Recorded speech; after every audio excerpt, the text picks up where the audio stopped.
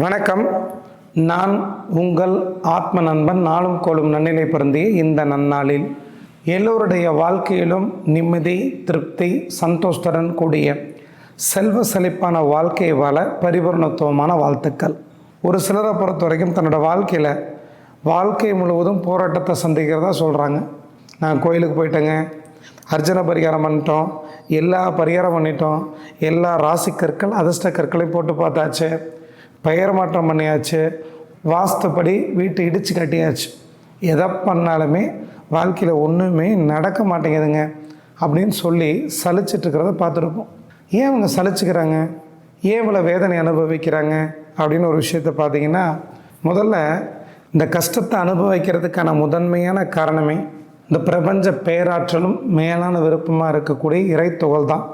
அப்படி இருக்கும் பொழுது நீங்கள் அதே பிரபஞ்சத்திட்ட போய் என் வாழ்க்கையை மாற்று அப்படின்னா எல்லாத்துக்கும் மாற்றிட முடியுமானா மாற்ற முடியாது. அதற்கான காரணம் என்ன அப்படின்னா, நம்ம பிறக்கும் பொழுதே அனைத்து விஷயமும் தீர்மானிக்கப்பட்டு தான் பிறக்கிறோம். எந்த தாய் தகப்பனுக்கு நம்ம பிறக்கணும், எப்படிப்பட்ட வாழ்க்கை துணையை நம்ம தேடணும், யார் நம்மளுக்கு குழந்தையாக பிறக்கணும், என்ன தொழில் அல்லது வேலை செய்யணும், எப்படிப்பட்ட புகழுக்கு எப்படிப்பட்ட வெற்றிக்கு சொந்தக்காரராக மாறணும், அத்தனை விஷயமும் தீர்மானிக்கப்பட்டது.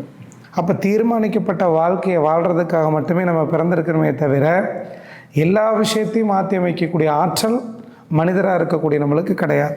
அதையே மாற்றணுங்கிற அமைப்பு உங்கள் ஜாதகத்தில் இருந்து தவம், தியானம், யோகங்கிற பேரில் தன்னிலை மறைந்து பிரபஞ்ச ஒத்ததரோட யார் இணைந்து வாழ்கிறீங்களோ அவங்களுக்கு கண்டிப்பாக கர்மாவின் அடிப்படையில் ஓரளவுக்கு மாற்றங்கள் ஏற்படுமே தவிர எல்லா விஷயத்தையும் எல்லாருமே மாற்றிட முடியாது.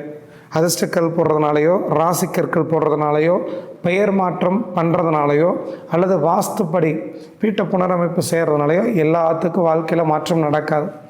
என்ன காரணம் அப்படின்னா, தீர்மானிக்கப்பட்ட திட்டமிட்ட வாழ்க்கையை வாழ்கிறதுக்காக தான் நம்ம பிறந்திருக்கிறதுனால தான் நம்ம ஜாதகத்தை பார்த்தா நம்ம இன்ஜினியர் ஆகணுமா, டாக்டர் ஆகணுமா, வக்கீல் ஆகணுமா, கோடீஸ்வரர் ஆகணுமான்னு கண்டுபிடிக்கிறோம். அப்படி தீர்மானிக்கப்பட்ட வாழ்க்கையை ஏற்கனவே டிசைன் பண்ணி பிரபஞ்சம் கொடுத்துருக்கும் பொழுது ஏற்கனவே தீர்மானிக்கப்பட்ட வாழ்க்கையை தான் நம்ம வாழ பிறந்திருக்கிறதுனால எல்லா விஷயத்தையும் எல்லாருனாலையும் மாற்றி அமைக்க முடியாது. முதல்ல அந்த ராசிக்கற்கள்னால் என்னென்னு பார்த்துட்டிங்கன்னா, நம்மளுடைய முன்னோர்களை பொறுத்த வரைக்கும் இந்த வானமண்டலத்தை சரிசமமாக 12 கற்பனை கோடுகளால் பிரிச்சிருக்கிறாங்க.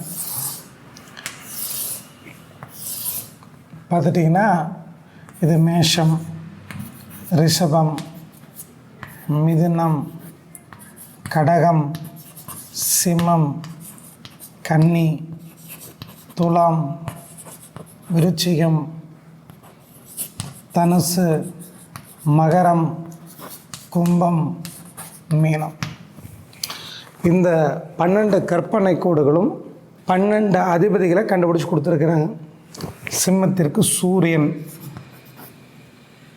கடகத்திற்கு சந்திரன், மிதுனத்திற்கும் கன்னிக்கும் புதன், துலாத்திற்கும் ரிஷபத்திற்கும் சுக்கிரன், விருச்சிகத்திற்கும் மேசத்திற்கும் செவ்வாய், தனுசுக்கும் மீனத்திற்கும் குரு, மகரத்திற்கும் கும்பத்திற்கும் சனி. அப்போ இவங்க 2 பேர் வெளிச்சமான பகுதினா இவங்க இருள் பகுதி. அப்போ ஒரு விஷயத்தை புரிஞ்சுக்குங்க. அப்போ இந்த 12 ராசிக்கும் 9 கிரகங்களை ராகு கேதுவை தவிர்த்து, ராகு கேதுகள் நிழல் கிரகம் தவிர்த்து சப்த கிரகமாக இருக்கக்கூடிய 7 கிரகங்களை மட்டுமே அதிபதிகளாக கொடுத்து வச்சுருக்கிறாங்க. அப்போது சூரியன், சந்திரன், செவ்வாய், புதன், குரு, சுக்கிரன், சனி, ராகு, கேது இந்த 9 கிரகத்துடைய மின்காந்த கதிர்வீச்சு பூமியில் ஏதோ ரூபத்தில் தாக்கம் செலுத்தி கொண்டே இருக்கும். அது பூக்கள் மூலியமா, மரங்கள் மூலியமா, தானியங்கள் மூலியமா, உலோகத்தின் மூலியமாக மின்காந்த கதிர்வீச்சு செலுத்திக்கிட்டே இருக்கும். அப்போ எந்த கிரகத்துடைய மின்காந்த கதிர்வீச்சு உங்களுக்கு பற்றாக்குறையாக இருக்குதோ அந்த கிரகத்துடைய மின்காந்த கதிர்வீச்சு நீங்கள் எடுத்துக்கிட்டால் மட்டும்தான் உங்கள் வாழ்க்கையில் எல்லா விஷயமும் நன்மையாக நடக்குமே தவிர, உங்களுக்கு ஏற்கனவே ஒரு கிரகத்தோட பலம் மிகவும் பலமாக இருக்குது, அந்த கிரகத்துடைய கதிர்வீச்சை நம்ம எடுத்துக்கும் பொழுது அளவுக்கு மிஞ்சினா அமிர்தம் நஞ்சுங்கிற பேரில் கெடுபலன் மட்டுமே நடக்கும். அப்போ ராசி கற்கள்னு ஒன்று இருக்கான்னு கேட்டால், ராசிக்குன்னு ஒரு அதிபதி இருக்குது, அந்த அதிபதிக்குன்னு ஒரு கற்கள் இருக்குது. அந்த கற்கள் எல்லாத்துக்கும் ஒத்து போகாது.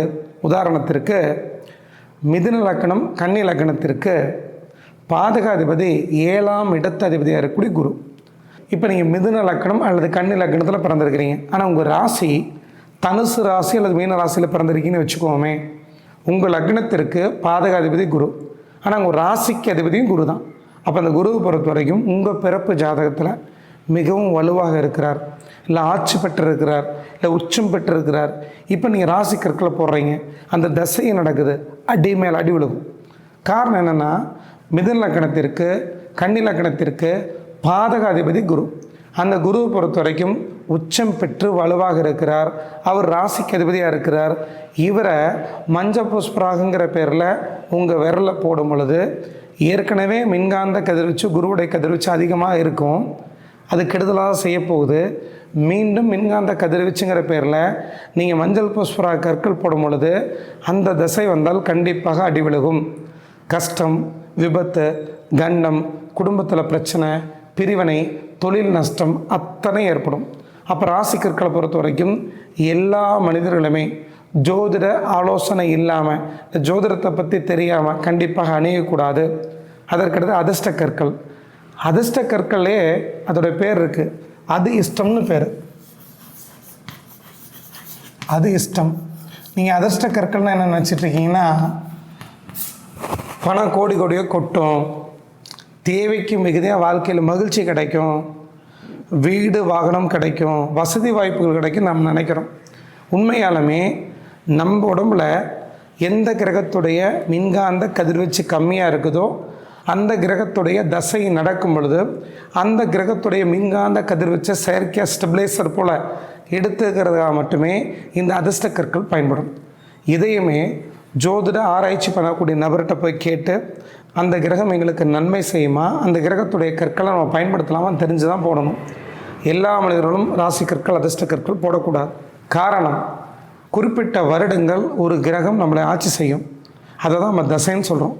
குறிப்பிட்ட மாதங்கள் ஒரு கிரகம் நம்மளை இயக்கும், அதை தான் நம்ம புத்தின்னு சொல்கிறோம். அப்போது தசை, புத்தி, அந்தரம், சூட்சமம், பிராணம், இப்படி ஒரு தசைக்குள்ளேயே சில பிரிவுகள் இருக்குது. அப்போ தசாநாதனுக்கு புத்திநாதன் ஒத்து போகணும், புத்திநாதனுக்கு அந்தரநாதன் ஒத்து போகணும், அந்தரநாதனுக்கு சூட்சமநாதன், பிராணநாதன் ஒத்து போகணும். இதெல்லாம் சரியாக இருந்தால் மட்டுமே ராசி கற்களோ அதிர்ஷ்ட கற்களோ உங்களுக்கு வேலை செய்யும். அப்போ எப்படி தாங்க கல் போடுறது அப்படின்னு பார்த்துட்டிங்கன்னா, உங்கள் பிறப்பு ஜாதகத்தில் லக்னம் என்ன லக்னம்னு பாருங்கள். அந்த லக்னத்தின் அதிபதி வலுவாக இருந்து நல்ல யோக தசைகள் நடக்கும்போது மட்டுமே கற்கள் போட வேண்டும். அந்த டைமில் தான் பேர் மாற்றணும், அந்த டைமில் தான் வாஸ்து நீங்கள் பார்த்துக்கணும். எதுவாக இருந்தாலும் நீ எதை செஞ்சீங்கனாலும் ஒரு நல்ல நேரத்தில் ஒரு காரியத்தை செய்யும் பொழுது அந்த காரியம் வெற்றியை தரும். நீங்கள் அவயோக தசை நடக்கும் பொழுதோ, உங்கள் ஜாதகத்திற்கு ஆகாத தசை நடக்கும் பொழுதோ, 6, 8, 12 கூடிய தசாபத்திகள் நடக்கும் பொழுதோ, உங்கள் வாழ்க்கையில் ஒரு காரியத்தை தொட்டு செய்யும் பொழுது அவயோக மனிதர்களை சந்தித்து ஒரு காரியத்தை தவறாக தான் செய்வீங்களே தவிர அதனால் நற்பலன் எதுவுமே உங்களுக்கு நடக்காது. ஏன்னா கிரகங்களை பொறுத்த வரைக்கும் மனிதனை தன்னுடைய வசப்படுத்துறதுக்காக எண்ணத்தின் வழியாக, புத்தியின் வழியாக தான் இயக்கும். அப்போ உங்களுக்கு நல்ல யோக திசை நடக்குது, நல்ல நேரம் நடந்துருக்கு அப்படின்னா நல்ல மனிதர்களை சந்திக்க போகிறீங்க, நல்ல ஆலோசனை பெற போகிறீங்க, வாழ்க்கையில் முன்னுக்கு வர போகிறீங்க. இதே அவயோக தசை நடந்துட்டுருக்குது, நீ எத்தனை தடவை வேணால் பேரை மாற்றி பாருங்கள், வாஸ்துப்படி வீடை இடித்து கட்டி பாருங்கள், ராசி கற்களை போட்டு பாருங்கள், எந்த விஷயமும் உங்கள் வாழ்க்கையில் முன்னேற்றத்தை தராது. இதெல்லாம் நீங்கள் அனுபவத்தில் பார்க்க தான் புரிஞ்சுக்குவீங்க. இப்போ சூரியனுடைய மின்காந்த கதிர்வீச்சுக்கு என்ன கற்கள் அப்படின்னு பார்த்தீங்கன்னா, மாணிக்க கற்கள் அல்லது ரூபி, ஸ்டார் ரூபி, இதெல்லாம் கூட மாணிக்க கற்கள், ரூபி, ஸ்டார் ரூபி கூட சூரியனுடைய மின்காந்த கதிர்வீச்சு அதீதமான முறையில் கிடைக்கும். இப்போ சந்திரனுடைய மின்காந்த கதிர்வீச்சு என்ன கற்கள் கிடைக்கும்னா, சந்திரகாந்த கல், சந்திரகாந்த கல், அதற்கடுத்து முத்து, அதற்கடுத்து ஓப்பல், இந்த 3 கல்ல கிடச்சிட்ருக்கும். அதற்கடுத்தபடியாக செவ்வாயுடைய மின்காந்த கதிர்வீச்சு, செவ்வாய்னா பவளம், பவளத்தில் மின்காந்த கதிர்வீச்சு அதிகமாக கிடைக்கும். அதில் சிகப்பு பவளம் இருக்குது, வெள்ளை பவளம் இருக்குது, பச்சை பவளம் இருக்குது. எந்த பவளமாக இருந்தாலும் சரி செவ்வாயுடைய கதிர்வீச்சு அதிகமான முறையில் கிடைக்கும். ஆனால் சிகப்பாக இருக்கக்கூடிய பவளம் தான் மிகவும் சிறப்பு. உடல் ரீதியான பிரச்சனைகளுக்கு வெண்மை நிற பவளம் ரொம்ப நல்லது. அதற்கடுத்து புதனுக்கு மரகத பச்சைக்கல். புதனுடைய மின்காந்த கதிர்வீச்சு மரகத பச்சை மற்றும் பெரிடாச், ஜேடு இந்த கற்கள் மூலிமா அதிகமாக கிடைக்கும். அதற்கடுத்து குரு மஞ்சள் புஷ்பராகம்.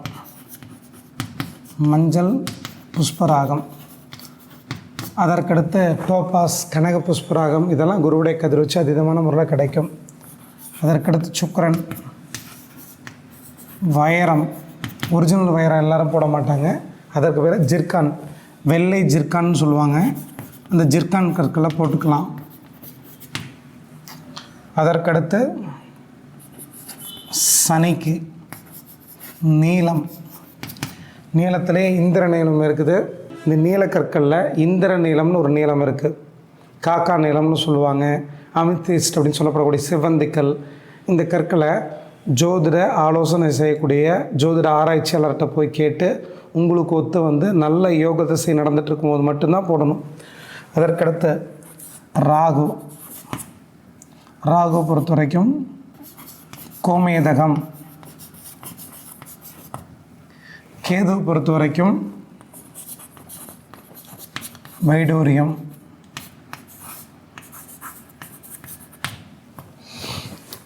அப்போது 9 கிரகத்துடைய கதிர்வீச்சு பூமியில் ஏதோ ஒரு பத்தில் ஒரு உலோகத்தின் வழியாக, கற்கள் மூலமாக, பூக்கள் மூலமாக, தானியத்தின் மூலமாக மின்காந்த கதிர்வீச்சு அதிகமான முறையில் கொடுத்துக்கிட்டே இருக்கும். எந்த கிரகத்துடைய கதிர்வீச்சு பற்றாக்குறையாக இருக்குதோ அந்த கிரகத்துடைய கோவில் ஸ்தலங்களுக்கு போகும் பொழுதோ அல்லது கற்களை பயன்படுத்தும் பொழுதோ அந்த கிரகத்துடைய கதிர்வீச்சு எடுத்துக்க முடியும். இருந்தாலும் கூட இந்த எல்லா லக்னத்திலையும் பிறந்தவங்களுக்கும் எல்லா ராசியில் பிறந்தவங்களுக்கும் இந்த ராசி கற்கள், அதிர்ஷ்ட கற்கள், பெயர் மாற்றம், வாஸ்து அத்தனையும் செயல்படாது. ஏன் செயல்படாது அப்படிங்கிற விஷயத்தை பார்த்துடலாம். முதல்ல ஒரு விஷயத்தை புரிஞ்சுக்குங்க. நீங்கள் மேஷ லக்னத்தில் பிறந்திருக்கிறீங்க. இந்த மேஷ லக்னத்தில் பிறந்தவங்களுக்கு குறிப்பாக என்ன கற்கள் பயன்படுத்தக்கூடாது அப்படின்னு பார்த்துட்டிங்கன்னா, மேஷ லக்னத்திற்கு அதிபதியாக இருக்கக்கூடிய நபர் செவ்வாய். இந்த செவ்வாய்க்கு பிடிக்காத இருக்கக்கூடிய ஒரே கிரகம், முதன்மையான கிரகம் சனி. இப்போ மேஷ லக்னத்தில் நீங்கள் பிறந்திருக்கிறீங்க, மகர ராசி அல்லது கும்ப ராசியாக இருக்கிறீங்க. மகர ராசிக்கு கும்ப ராசிக்கு அதிபதி யார்? மகரத்திற்கும் கும்பத்திற்கு அதிபதி சனி. இப்போ நீங்கள் நீலக்கல் போடுறீங்கன்னா கண்டிப்பாக அடி விழுகும். அப்போ மேஷ லக்னத்தில் பிறந்தவங்களுக்கு சனியுடைய கற்களாக இருக்கக்கூடிய நீலக்கற்களை பொறுத்த வரைக்கும் பயன்படுத்தக்கூடாது. அப்படி பயன்படுத்தினீங்கன்னா கண்டிப்பாக அந்த சனி உங்களுக்கு வலுவாக பலமாக இருந்தால் கட்டாயம் அடி விழுகும். விபத்து, கண்டம், ஆப்ரேஷன், வீண் விரை செலவு, தொழிலில் முடக்கம் அத்தனையும் ஏற்படும். அதற்கடுத்தபடியாக நீங்கள் ரிஷப லக்னத்தில் பிறந்திருக்கிறீங்க. ரிஷப லக்னத்தில் பிறந்தவங்களுக்கு அதிபதி சுக்கிரன். இந்த சுக்கிரனுக்கு யாரை கண்டால் பிடிக்காது? முதன்மையாக சுக்கிரனை பொறுத்த வரைக்கும் இருள் தன்மை இருக்கக்கூடிய கிரகம். இருள் கிரகம் அல்ல, இருள் தன்மை. சுக்கிரன் என்னது? காதல், காமம், தாம்பத்திய நல்லுறவு, நகை, பணம், மனைவி, பெண் எல்லாத்தையும் கொடுக்கக்கூடிய நபர் சுக்கிரன். அப்போ அந்த தாம்பத்திய சுகத்தை 4 செவத்துக்குள்ளே தான் அனுபவிக்க முடியும். 1 கோடி ரூபா பணம் உங்களுக்கு வந்துருச்சு, வீதியில் போய் உட்காந்து எண்ண முடியாது. வீட்டுக்குள்ளே தான் உட்காந்து 4 செவத்துக்குள்ளே தான் எண்ண முடியும். நகையை பத்திரப்படுத்தி வைப்போம், மனைவியை பாதுகாத்து வச்சுருப்போம். அப்போ அந்த சுக்கிரனை பொறுத்த வரைக்கும் மறைந்து சுகத்தை கொடுக்கக்கூடிய நபர். இவருக்கு வெளிச்சமாக இருக்கக்கூடிய கிரகங்களை கண்டால் பிடிக்காது. அதே போல் இந்த சுக்கிரனுக்கு பகைத்தன்மை இருக்கக்கூடிய இன்னொரு கிரகம் அப்படின்னு பார்த்துட்டிங்கன்னா குரு. அப்போ நீங்கள் ரிஷப லக்னத்தில் பிறந்திருக்கிறீங்க. மஞ்சள் புஷ்பராக கல் எந்த ஒரு நபருடைய ஆலோசனை இல்லாமல் போடக்கூடாது. நீங்கள் ரிஷப லக்னத்தில் பிறந்திருக்கிறீங்க, தனுசு ராசி அல்லது மீன ராசியில் பிறந்திருக்கிறீங்க, மஞ்சள் கற்களை போட்டிருந்தீங்கன்னா கழட்டிடுங்க. அது மிகப்பெரிய அளவில் உங்களுக்கு அடி விழுந்துடும். அதற்கு அடுத்தபடியாக நீங்கள் ரிஷப லக்னத்தில் பிறந்து சிம்ம ராசியில் பிறந்திருக்கிறீங்க, சூரியனுடைய கற்களாக இருக்கக்கூடிய மாணிக்க கற்கள் போட்டிருக்கிறீங்க.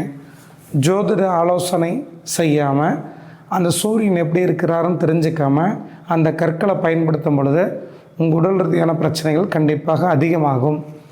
அதற்கடுத்தபடியாக மிதுன லக்கணத்தில் பிறந்திருக்கிறீங்க.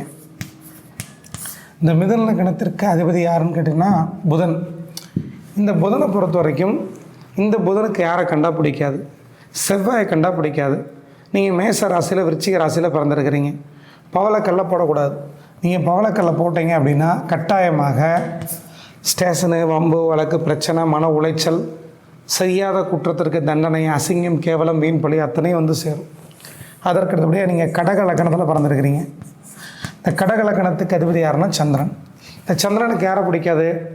சனியாக இருக்கக்கூடிய மகர ராசி, கும்ப ராசியில் பிறந்திருக்கிறீங்கன்னு வச்சுக்கோமே. உங்களுக்கு ராசி கற்கள்ங்கிற பேர் நீலக்கற்களை போடுறீங்க அல்லது அக்வாமரின், அமித்திஸ்ட் இது மாதிரி கற்களை பயன்படுத்தும் பொழுது கண்டிப்பாக அடி விழுகும். அப்போ நீலக்கற்களை கடக லக்கணத்தில் பிறந்தவங்க பயன்படுத்தக்கூடாது. இப்போ நீங்கள் சிம்ம லக்கணத்தில் பிறந்திருக்கிறீங்க. இந்த சிம்ம லக்கணத்துக்கு யாருன்னா சூரியன். இந்த சூரியன்னா சிம்மம். இந்த சூரியனுக்கு யாரை பிடிக்காது? ராகுக்கு எதுவும் பிடிக்காது. அப்போ கோமேதகம், வைடூரியம் சிம்ம லக்கணத்தில் பிறந்தவங்க பெரும்பாலும் பயன்படுத்தக்கூடாது. அது மட்டும் இல்லாமல் மகர ராசி, கும்பராசியில் பிறந்திருக்கிறீங்க. சனியோட கற்களாக இருக்கக்கூடிய நீல கற்களை நீங்கள் பயன்படுத்தக்கூடாது. கட்டாயம் அடி விழுந்துடும். அதற்கடுத்து கன்னி லக்கணத்தில் பிறந்திருக்கிறீங்க. இந்த கன்னி லக்கணத்தில் பிறந்திருக்கீங்கன்னா உங்கள் ராசிக்கு அதிபதி புதன். புதனுக்கு செவ்வாய் கண்டா பிடிக்காது. அப்போ மேச ராசி, விருச்சிக ராசியில் பிறந்து அவங்கள பொறுத்த வரைக்கும் பவளக்கல் போட்டிருக்கீங்கன்னா கட்டாயம் அடி விழுகும், போடக்கூடாது. அதற்கடுத்தபடியாக நீங்கள் துலா லக்கணத்தில் பிறந்திருக்கீங்க. துலா லக்கணத்திற்கு அதிபதி சுக்கிரன். இந்த சுக்கிரனை பொறுத்த வரைக்கும் யார் பகைத்தன்மை இருக்கக்கூடிய கிரகம்? முதன்மையான கிரகம் குரு. அப்போ நீங்கள் பிறந்திருக்கிறது துலா லக்னத்தில் பிறந்திருக்கிறீங்க. ஆனால் நீங்கள் பிறந்திருக்கக்கூடிய ராசி மீன ராசி அல்லது தனுசு ராசியாக இருக்குது. அந்த ராசிக்கு அதிபதி குரு. குருவுடைய கற்களாக இருக்கக்கூடிய மஞ்சள் புஷ்பராக்கள் பயன்படுத்துகிறீங்கன்னா அந்த கிரகம் வலுவடைய உங்களுக்கு கண்டிப்பாக சங்கடங்கள் மேலோங்கும், கஷ்டங்களும் வலிவேதனை அனுபவிப்பீங்க. அதற்கடுத்தபடியாக நீங்கள் விருச்சிக லக்கணத்தில் பிறந்திருக்கிறீங்க. நீங்கள் விருச்சிக லக்கணத்தில் பிறந்திருக்கிறீங்கன்னா இந்த விருச்சிக லக்கணத்துக்கு அதிபதி செவ்வாய். செவ்வாய்க்கு யாரை கண்டா பிடிக்காது? புதனை கண்டா பிடிக்காது.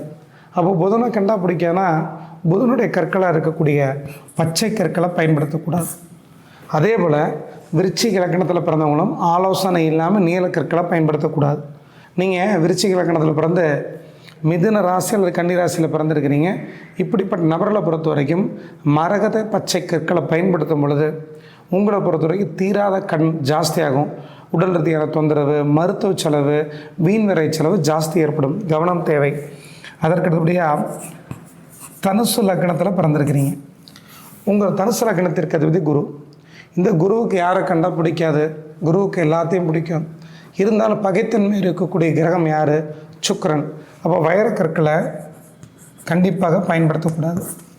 நீங்கள் ஜிர்கான் கூட பயன்படுத்திக்கலாம், மற்ற எது வேணால் உபரத்தன கற்களை பயன்படுத்திக்கலாம். நேரடியாக வைரக்கற்கள் பயன்படுத்தக்கூடாது. நீங்கள் தனுசு லக்கணத்தில் பிறந்தவங்களுக்கு நீங்கள் ரிஷப ராசி, துலா ராசியில் பிறந்திருக்கிறீங்கன்னா அந்த ராசிக்கு அதிபதி சுக்கிரனாக இருக்கிறதுனால வைரக்கற்கள் போடலாம் அப்படின்னு போட்டிங்கன்னா கண்டிப்பாக தசை புத்தி சரியில்லாத பொழுது அடி விலகும். அதற்கடுத்தபடியாக மகர லக்கணத்தில் பிறந்திருக்கிறீங்க. நீங்கள் மகர லக்கணத்தில் பிறந்திருக்கிறீங்கன்னா இந்த மகர லக்கணத்திற்கு அதிபதி சனி. இந்த சனி இருள் தன்மை இருக்கக்கூடிய ஒரு கிரகம். அப்போ வெளிச்சமாக இருக்கக்கூடிய சூரியனையோ சந்திரனை கண்டா பிடிக்காது. அப்போ நீங்கள் கடக ராசியில் பிறந்திருக்கிறீங்க, சிம்ம ராசியில் பிறந்திருக்கிறீங்க, மாணிக்கக்கல் போடுறீங்க, விபத்து, கண்டம், மரணம் வரைக்கும் ஏற்படலாம். இதே முத்துக்கற்களை பயன்படுத்துகிறீங்க, கண்டிப்பாக குடும்பத்துக்குள்ளே பிரச்சனைகள் ஏற்படும். அப்போது மாணிக்கக்கல்லை ஜோதிட ஆலோசனை இல்லாமல் பயன்படுத்தக்கூடாது. முத்துக்கல்லையும் பயன்படுத்தக்கூடாது. காரணம் என்னென்னா, நீங்கள் மகர லக்னத்தில் பிறந்திருக்கீங்கன்னா உங்கள் ராசிக்கு 8ஆம் இடத்து அதிபதி தான் சிம்ம ராசி. அப்போ சிம்ம ராசிக்கு சூரியன். அந்த சூரியனை வலுப்படுத்தும் பொழுது விபத்து, கண்டம், ஆப்ரேஷன், மரணம் இது மாதிரி விபரீதமான பிரச்சனைகள் ஏற்படும். இது அனுபவத்தில் பார்ப்பீங்க. முத்துக்கற்களையும் பயன்படுத்தக்கூடாது. இதே கும்ப லக்னத்தில் பிறந்திருக்கிறீங்க. கும்ப லக்னத்தில் பிறந்தவங்களுக்குமே அந்த ராசிக்கு அதிபதி சனியாக இருக்கிறதுனால உங்களுக்கு சூரியனுடைய சிம்ம ராசி, கடக ராசியில் பிறந்திருக்கிறீங்கன்னா முத்துக்கற்கள், மாணிக்க கற்கள் ரெண்டையுமே பயன்படுத்தக்கூடாது. முத்து முதன்மையாக பயன்படுத்தக்கூடாது, மாணிக்கம் இரண்டாவதாக பயன்படுத்தக்கூடாது. நீங்கள் முத்துவை பயன்படுத்தினீங்கன்னா சிறைவாசம், கோர்ட்டு கேஸு, வம்பு வழக்கு, பிரச்சனை இதெல்லாம் அனுபவிக்கக்கூடிய சூழ்நிலைக்கு தள்ளப்பட்டுரும். என்ன காரணம்? இந்த கும்பராசிக்கு 6ஆம் இடத்து அதிபதி தான் சந்திரன். 6ஆம் இடங்கிறது எதிரி, வம்பு வழக்கு, பிரச்சனை, சிறைவாசம் இதெல்லாம் கொடுக்கக்கூடிய இடம். அந்த இடத்தின் அதிபதி இருக்கக்கூடிய சந்திரனுடைய முத்து கற்களை பயன்படுத்தும் பொழுது அந்த கிரகத்துடைய தசாபுத்தி நடந்துச்சுன்னா கண்டிப்பாக அடி விழுகும். கடைசி மீன லக்னத்தில் பிறந்திருக்கிறீங்க. இந்த மீன லக்னத்திற்கு அதிபதி யாருன்னா குரு. இந்த குருவுக்கு பகைத்தன்மை இருக்கக்கூடிய ரிஷபராசியில் பிறந்திருக்கிறீங்க அல்லது துளாராசியில் பிறந்திருக்கிறீங்க. உங்கள் ராசிக்கு அதிபதி சுக்கிரன். சுக்கிரன்னா வைரம். வைரக்கற்களை பயன்படுத்தக்கூடாது. அப்போது எல்லாருமே எல்லா கற்களையும் பயன்படுத்தினா கண்டிப்பாக அது அதிர்ஷ்டக்கல்னு எடுத்துக்காதீங்க. அது அவயோக கற்களாக மாறி மிகப்பெரிய அளவில் கெடுபலனையும் கொடுத்துரும். எந்த லக்னத்தில் பிறந்தவங்களுக்கு எந்த கற்களை பயன்படுத்தினான்னு தசாபுத்தியின் அடிப்படையில் தான் முடிவு பண்ணும். அப்போது எந்த லக்னத்தில் நீங்கள் பிறந்திருக்கிறீங்க அந்த லக்னத்திற்கு நீங்கள் போடக்கூடிய கற்களுடைய அதிபதி சுபரா, பாவரா, யோகரா, பாதகாதிபதியா, நன்மையை செய்ய கடமைப்பட்டவரா அல்லது கெடுதலை செய்ய கடமைப்பட்டவரா இப்படிலாம் தெரிஞ்சுக்கிறாம உங்களுக்கு நல்ல யோக தசை நடக்காமல் கற்களை பயன்படுத்தினீங்கன்னா அந்த கற்களை பொறுத்த வரைக்கும் உங்களுக்கு அசிங்கம், கேவலம், வீண்பழி, செய்யாத குற்றத்திற்கு தண்டனை, விபத்து, இடமாற்றம், தோல்வி, தொழிலில் நஷ்டம் அத்தனையும் கொடுத்துடலாம்.